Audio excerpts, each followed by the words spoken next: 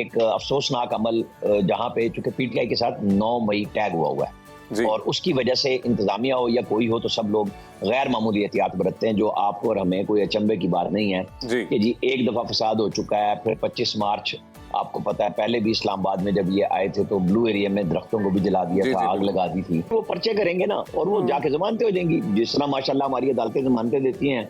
वो तो इससे बड़े बड़े वाकयात में हो जाती हैं। ये तो एक सियासी सरगर्मी थी, आज़ादी इज़हार राय पे पाबंदी कहा कह के और जो कुछ भी होगा बस ठीक है, कुछ लोगों की पकड़ दकड़ होगी, जमानतें करा लेंगे, बाकी लोग आके जमानतें करा लेंगे। जब से इमरान खान कैद हैं, पीटीआई की सारी क़यादत हर महीने ईद, बकरा ईद और ये तारीख और वो तारीख 14 अगस्त सब देती आई हैं, तो हमें 15 दिन को देख लेना चाहिए। हाथ कंगन को आरसी किया कि 15 दिन में वो मौलाना ये खुद अमीन गंडापुर के खिलाफ क्या क्या इकदाम हो सकते हैं, उनको क्या मुश्किलात पेश आएंगी। उन्होंने पाकिस्तान की फौज को बराह रास्त आड़े हाथों लिया। राना साहब बहुत शुक्रिया आपके वक्त का। सर, गुज़िश्ता रोज़ पीटीआई की जानिब से जो जलसा किया गया और उसके बाद जो बदमज़गी हुई, उसके बाद पुलिस और शुरका जलसे के आमने सामने आए, पथराव हुआ, दूसरी तरफ से आंसू गैस के शेल चलाए गए, क्या कहेंगे इस हवाले से?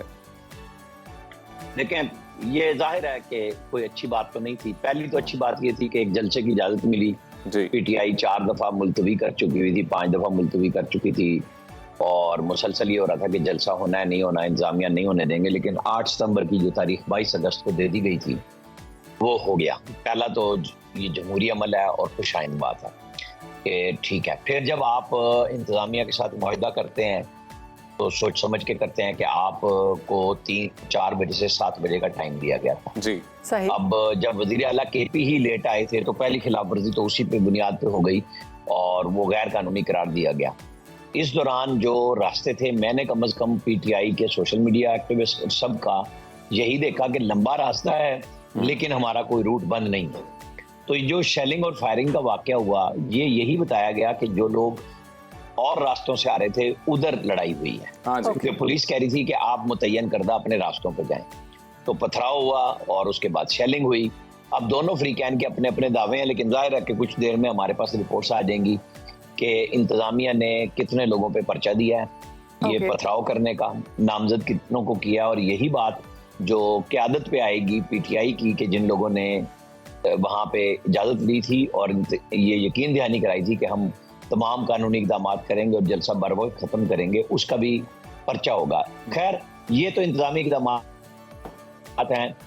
एक अफसोसनाक अमल जहाँ पे चूँकि पीटीआई के साथ 9 मई टैग हुआ है और उसकी वजह से इंतजामिया हो या कोई हो तो सब लोग गैर मामूली एहतियात बरतते हैं, जो आपको और हमें कोई अचंभे की बात नहीं है कि जी एक दफ़ा फसाद हो चुका है। फिर 25 मार्च आपको पता है, पहले भी इस्लामाबाद में जब ये आए थे तो ब्लू एरिया में दरख्तों को भी जला दिया था, आग लगा दी थी। तो इंतजामिया जलसे को आप ओवरऑल किस तरह से देखते हैं कि इसको कामयाब जलसा कहा जा सकता है, और अगर ये कोई कामयाब जलसा है तो इसके क्या मकासद हो सकते हैं?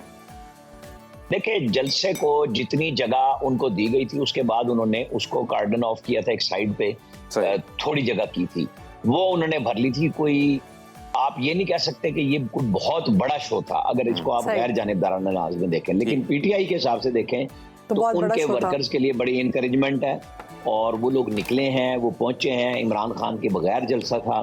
मैं तो समझता हूँ कि जलसे जुलूसों की इजाजत होनी चाहिए, लेकिन वही बात कि जिस पैरामीटर में तय हुआ है, जिस एरिया में तय हुआ है और जहां ये सुकून देखा जाता है कि इंतजामिया आम आदमी की फलाह के लिए काम कर रही है, तो वो इंतजामिया का जो कंटेनर लगा के था, जैसे मैंने पहले कहा कि प्रेशर जहन में मौजूद होता है कि माजी का इनका क्या था।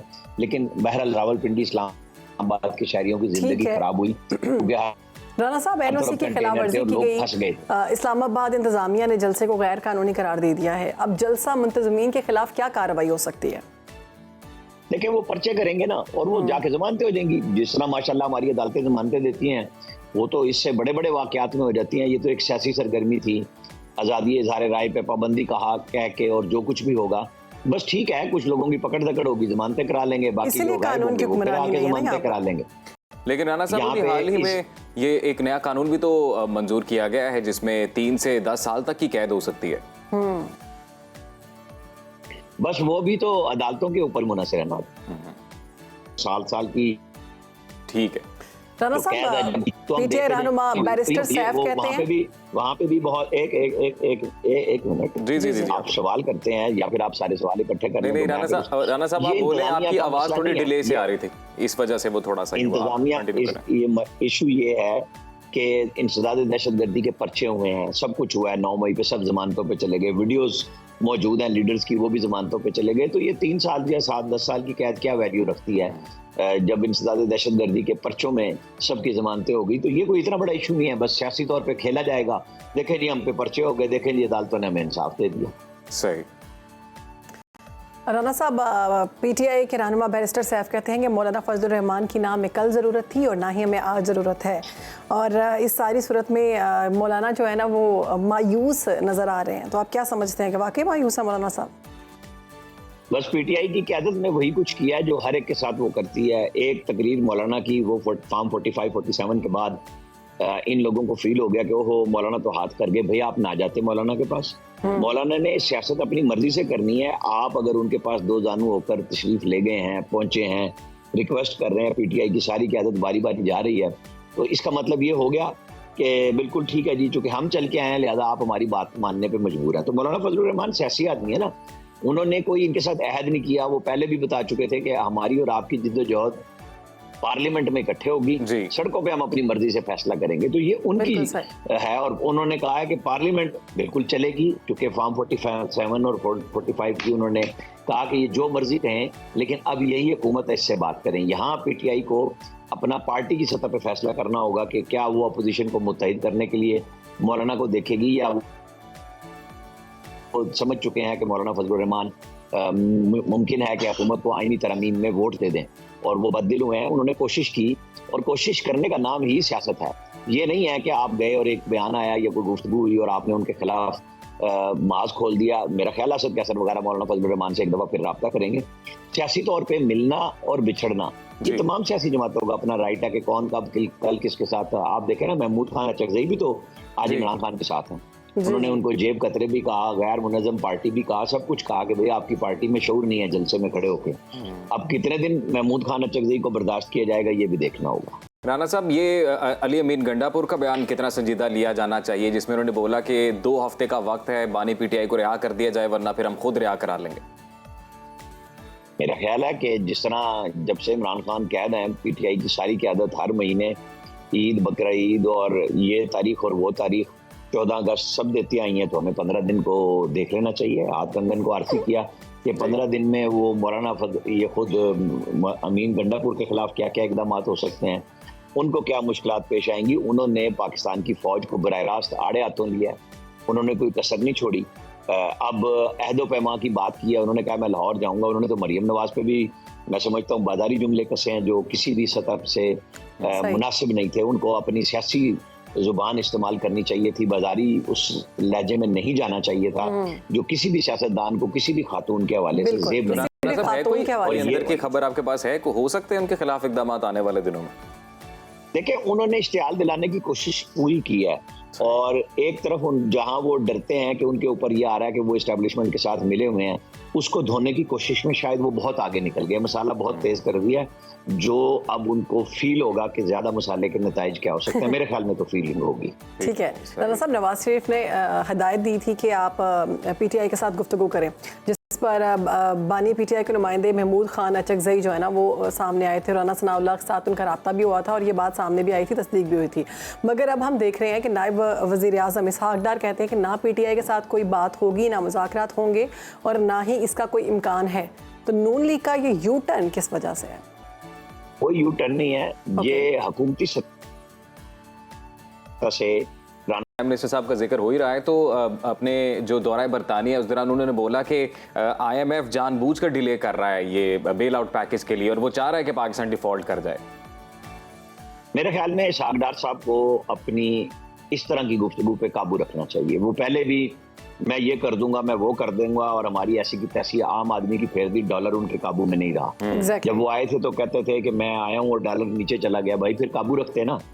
अब आपकी जिम्मेदारी वजारत खारजा है, आप डिप्टी प्राइम मिनिस्टर एक सेरेमोनियल हैं, आपको बात करते हुए वजारत खारजा के हिसाब से ख्याल रखना चाहिए कि आपके वजीर खजाना, वजारत खजाना की टीम जो अब आपकी नहीं है, जो अब आपकी बात नहीं सुनती, आपके मशवरे की जरूरत नहीं है उन्हें, तो आप पाकिस्तान से बाहर जाके या पाकिस्तान के अंदर आपको सिर्फ अपने मुतल्लिका अमूर में बात करनी चाहिए। मेरा नहीं ख्याल कि उन्होंने कोई अच्छा बयान। लेकिन राना साहब, आपको क्या लगता है, क्या कहानी हो सकती है इसके पीछे? क्यों इस तरह का बयान दिया गया? नाखुश हैं, वजीर खजाना बनना चाहते थे, कोई ऐसी बात है?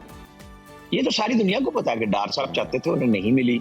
फिर उन्होंने पर्सनली अपने आप को सीनियर मिनिस्टर की जगह पे डिप्टी प्राइम मिनिस्टर का इसरार करके वो ओहदा लिया, जिसके अंदर लिखा हुआ है कि आपके पास कोई इख्तियार नहीं है डिप्टी प्राइम मिनिस्टर का। ये एक सेरेमोनियल है कि आप अपने आप को खुश हो जाएं, कह के नहीं मतलब खुश हो लें कि जी मैं डिप्टी वजीर आजम हूँ, मैं नायब वजीर आजम हूँ, आप लोगों पे रोब शोब डाल लें। लेकिन वो रोब आपका अपने मुल्क में नहीं है, प्रोटोकॉल आपको मिल जाए और बात है।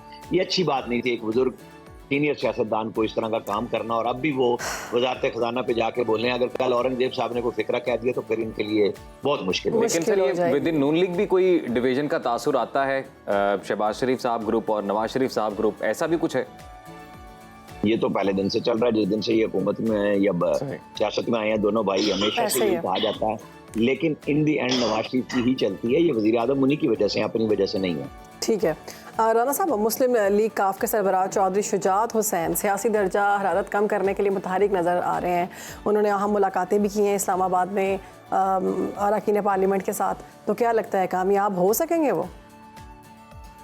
देखिए, चौधरी शुजात हुसैन मुफाहमत की बात करते हैं, कौमी यकजहती की बात करते हैं। मैं मिला भी हूँ उनसे और मेरे सामने सारी बातचीत हो रही थी, मुख्तलिफ लोग आके भी मिल रहे हैं। ज़ाहिर है बुजुर्ग सियासतदान है और ऐसे ही लोगों को किरदार अदा करना चाहिए। लेकिन अनफॉर्चुनेटली चौधरी साहब की सेहत बहुत ख़राब है और वो जितना किरदार अदा कर सकते थे, अगर उनकी सेहत ठीक होती तो शायद हम इतने मुश्किल में न जाते। लेकिन अब जो भी वो बात कर रहे हैं वो बात तो पॉजिटिव है ना उसको, लेकिन इस मुल्क की सियासत ले नहीं रही उस नुक्ता नज़र से जो वो चाह रहे हैं। कोशिश वो करेंगे, लेकिन जाहिर है कि जहां उनके अपने घर के अंदर लड़ाई हुई उसने उनकी कमजोरी और बढ़ा दी कि जो चौधरी परवेज इलाही और उनकी अपनी हमशीरा जो परवेज इलाही की अहलियां हैं वो उनके खिलाफ बयान दागने में जरा सी भी कसर नहीं छोड़ती, तो उस वजह से इनका किरदार भी महदूद हुआ है। राना साहब, एक और डेवलपमेंट है जो द टाइम्स ऑफ इजराइल की जानिब से खबर छापी गई है, उसको आप क्या कहेंगे कि उन्होंने कहा जी कि मौजू शख्सियत है बानी पीटीआई पाकिस्तान और इसराइल के ताल्लुकात के मामले? देखिए, एक मुतनाज़ा किरदार के हवाले से इमरान खान पे ये मौलाना फजलुर रहमान की गुफ्तगू देख लें, यहूदी एजेंट होने के हवाले से लेके डॉक्टर इसरार अहमद की गुफ्तगू देख लें, जनरल हमीद गुल की कुछ बातें हैं सामने। लोग मुसलसल इनके, चूँकि एक माजी इनका रहा है, गोल्ड स्मिथ खानदान के साथ जमाइमा इनकी अहलिया रही हैं, और ये अपने साबका साले की जो कंपेन है, जो इसराइल नवाज हैं खुद, वो उनकी लंदन में जाके मेयर के लिए करते रहे पाकिस्तानी मोहम्मद सादिक के मुकाबले में। तो इन चीज़ों को देखते हुए ये सारी चीज़ें मुतनाज़ा अंदाज में आती रहती हैं। लेकिन मैं आपको एक बात बताऊं, जो उनकी फॉलोइंग है ना वो इसका असर नहीं लेती, और इसी बात का वो फ़ायदा उठाते हुए बात होती है, सारी चीज़ें होती हैं। यहाँ ज़रूरत बहरहाल गुफ्तगू की है, जो अगर इमरान खान समझें कि वो ज़िद से कोई चीज़ मनवा लेंगे तो मुझे मनवाते हुए नज़र नहीं आ रहा। ठीक है जी, बहुत शुक्रिया आपका। हमारे साथ मौजूद थे आमिर इलियास राना साहब और मुल्की सियासी पर गुफ्तगू कर रहे थे।